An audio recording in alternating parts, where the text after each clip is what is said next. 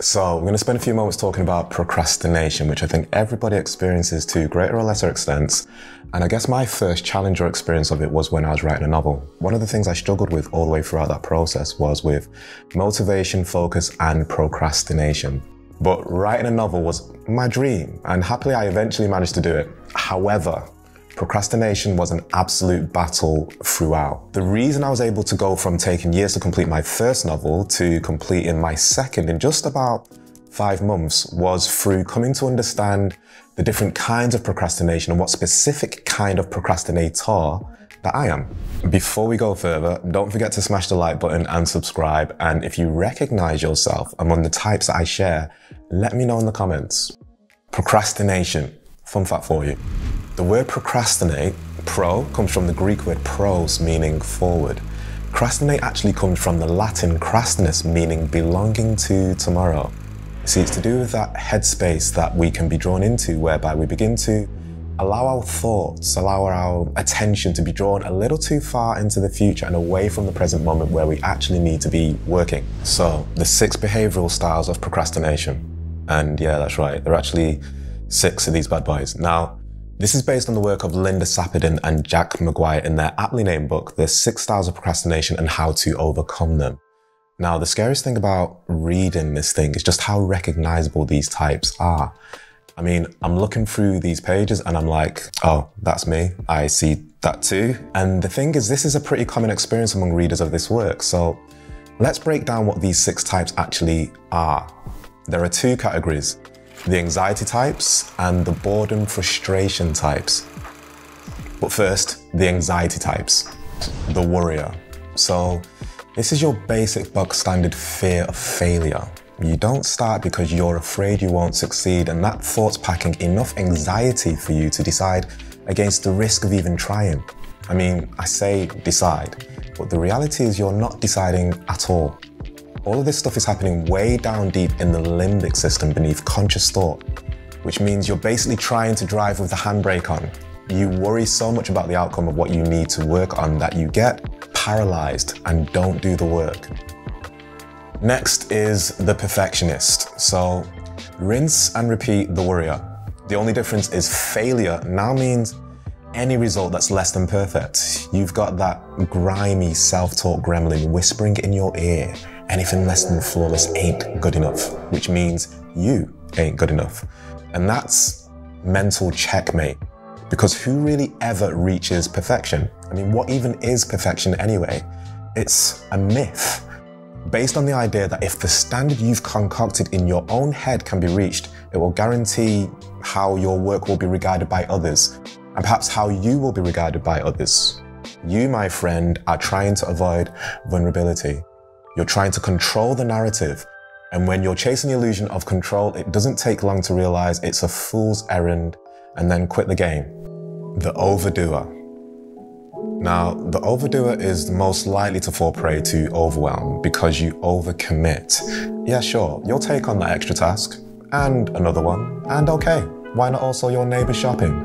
That stranger on the street's tax returns, the national deficit while we're at it. I mean, you've routinely got too many tasks on the go and zero method for prioritising, which means your head never gets clear enough for you to figure out how to get a single thing done. The less you do, the more you feel you ain't good enough, and the less empowered you feel to do anything. Okay, time to talk those boredom frustration-driven procrastinators, or what those in the know like to call low frustration tolerance, LFT. Whereas anxiety procrastinators experience stress through imagining the results of their labour, the LFT variety encounters it through imagining the experience of the work itself. Here are the 3 types. First up, the crisis maker. Now, it's not that you love the drama, it's just that you feel you need it to get stuff done. That pressing deadline, the 12-hour due date or turnaround time. You've learned to believe that the certainty of what has to happen is the only thing immediate enough to force out your best work, which is a lie, of course. I mean, rushed work just ain't gonna be your best work. But that limbic monkey in your brain believes this is the only way, and you're yet to figure out a way to shut that little critter up. So you procrastinate. And then we have the dreamer. Such a romantic. It's not that you prefer the dream to the reality, it's that somewhere inside there's this unspoken notion that what you're trying to achieve shouldn't be quite as difficult as it invariably is, which isn't cool. See, should and shouldn't are seldom useful words when it comes to your work life. Should and shouldn't inevitably turn to won't. You end up feeling aggrieved by the task before you, and so you don't do the work. End result? Procrastination. Last but certainly not least, we have the defier.